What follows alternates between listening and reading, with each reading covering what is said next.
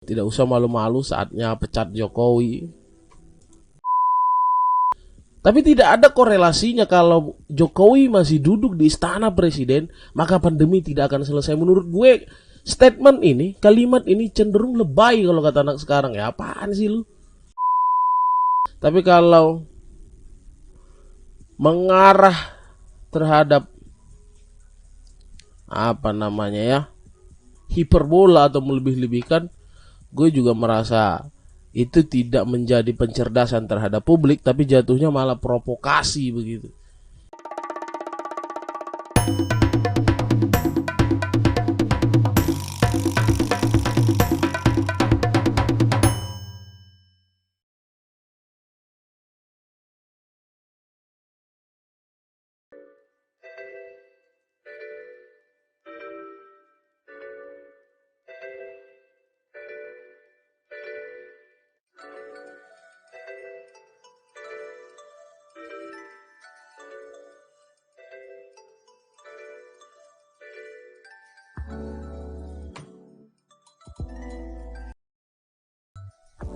Hai, halo semua, kembali lagi di channel YouTube Tulus Pardosi, tentunya bareng gue Tulus Pardosi. Seperti apa yang sudah lo lihat di layar, di situ gue sudah menampilkan salah satu video dari channel YouTube seorang pakar hukum begitu yang sekarang coba membuat konten, yaitu Bapak Repli Harun atau Bang Repli begitu. Gue memang senang menonton kontennya. Jadi ada salah satu konten yang menarik menurut gue, dan sebenarnya ini sudah menjadi keresahan atau gue sudah pengen bahas dari jauh-jauh hari, tapi karena ada di konten Bang Repli ya makanya gue bahas begitu. Yaitu ini kaitannya loh dengan dia di sini, judulnya ini loh mahasiswa yang berani nantang debat Doktor Repot with Del Pedro Marhain, Repli Podcast ini acaranya. Sebenarnya udah lama ini video diupload kapan ya? Gue coba lihat, nggak ada lagi tanggalnya. Sudah beberapa hari yang lalu lah ini dipublikasi ini. Itu dengan seorang mahasiswa yang dimana juga sama-sama mahasiswa hukum dari Universitas Tarumanegara, Del Pedro Marhain. Ini salah satu cuplikan dari videonya ya. Kita lihat dulu sebentar. Politik ya, nah, makanya politik kita jadi politik yang dimasuki orang-orang yang tidak pandai berdebat. Karena sudah blok politik pelajar soalnya. Oh, sudah blok politik ya? Iya. It could be lebih besar daripada partai politik ya. Jadi Anda puas dengan debat kemarin? Sebenarnya ada puas ada enggaknya juga sih. Oke, sekarang saya tanya. Bagian yang puasnya apa? Bagian puasnya menurut saya gagasan dari teman-teman blok politik pelajar bisa kesampaikan gitu. Oke.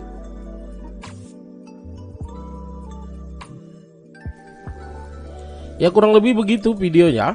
Di video itu mereka berbincang banyak hal, tapi sebenarnya yang pengen gue bahas adalah bagaimana sosok aktivis mahasiswa ini begitu ya, Del Pedro Marhain begitu, yang dimana beliau tergabung di blok politik pelajar.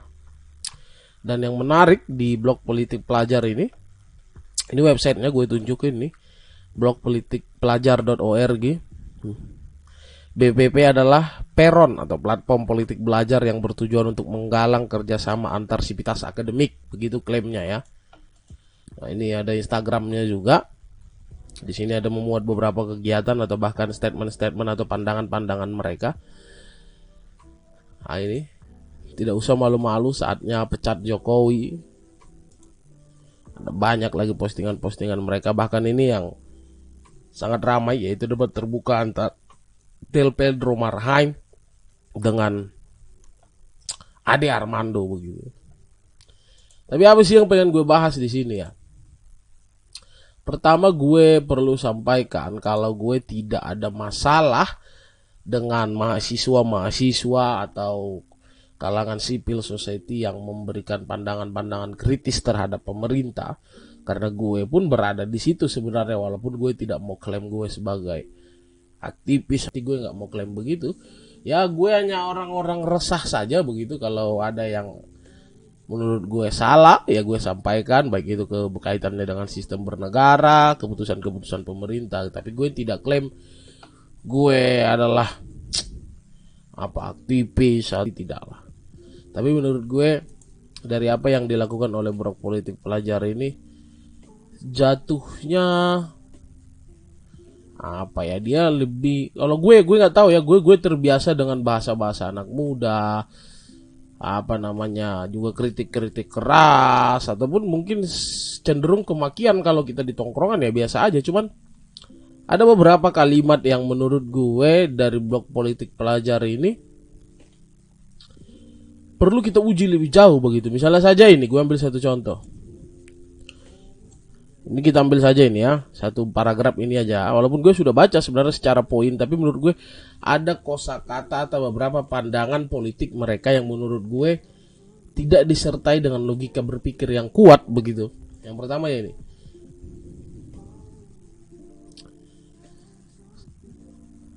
Maka dari itu juga sudah saatnya kita tidak lagi malu-malu dalam mendengungkan seruan pemecatan Jokowi beserta jajaran-jajarannya. Selama Jokowi masih duduk di istana presiden, pandemi COVID-19 tidak akan selesai. Sementara gerbang otoritarisme akan semakin terbuka. Coba deh kita telaah kalimat itu. Walaupun gue sudah baca argumen-argumen yang mulai dari permasalahan demonstrasi, kekerasan aparat negara terhadap masa demonstrasi, terhadap undang-undang, mosi tidak percaya, terus juga ada hashtag reformasi di korupsi. Tapi kalimat ini menurut gue something wrong. Kenapa? Selama Jokowi masih duduk di istana presiden, pandemi COVID-19 tidak akan selesai. Apa maksudnya?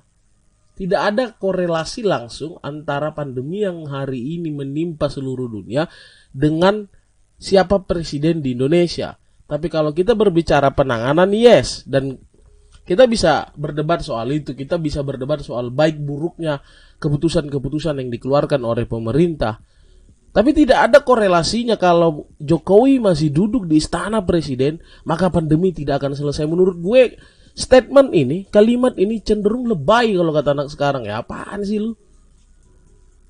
Apaan? Kecuali kita bilang penanganan pandemi COVID-19 di negara kita hari ini, banyak kebijakan-kebijakan yang tidak konsisten. Gue masih sepakat itu. Gue masih sepakat. Belum lagi kita baca kritik-kritik mereka yang lain yang menurut gue banyak bagian-bagian yang tidak seharusnya. Misalnya saja, I want you to die for our economy, dan banyak pendapat-pendapat lain lah. Tapi gue pastikan gue tidak ada masalah dengan siapapun itu memiliki pemikiran-pemikiran kritis, baik itu terhadap pemerintah, baik terhadap kebijakan-kebijakan. Gue tidak ada masalah. Tapi kalau mengarah terhadap hiperbola atau melebih-lebihkan, gue juga merasa itu tidak menjadi pencerdasan terhadap publik, tapi jatuhnya malah provokasi begitu. Harusnya kan kalau mereka mengklaim sebagai kerjasama antara sivitas akademika atau sivitas akademik, ya adalah salah satu tujuannya adalah kan pendidikan, pengabdian dan penelitian kan begitu. Yang dimana itu salah satu tujuan dari perguruan tinggi begitu, dan salah satu fungsinya memberikan edukasi terhadap masyarakat, bukan memprovokasi masyarakat. Tapi it's okay lah, gue juga tidak mau membuang banyak waktu untuk membahas terkait dengan Blok Politik Pelajar ini. Intinya ini sudah menjadi perhatian untuk bagaimana ke depan Blok Politik Pelajar ini harus dalam pengawasan gitu. Thank you lah semua yang sudah menonton video ini sampai akhir ya. Sampai ketemu lagi di konten Tulus Pardosi selanjutnya, yang dimana mungkin gue akan banyak ngomong sendiri terkait apa yang tengah gue resahkan begitu, terkait apapun. Terima kasih semuanya, sampai ketemu di video selanjutnya. Dah.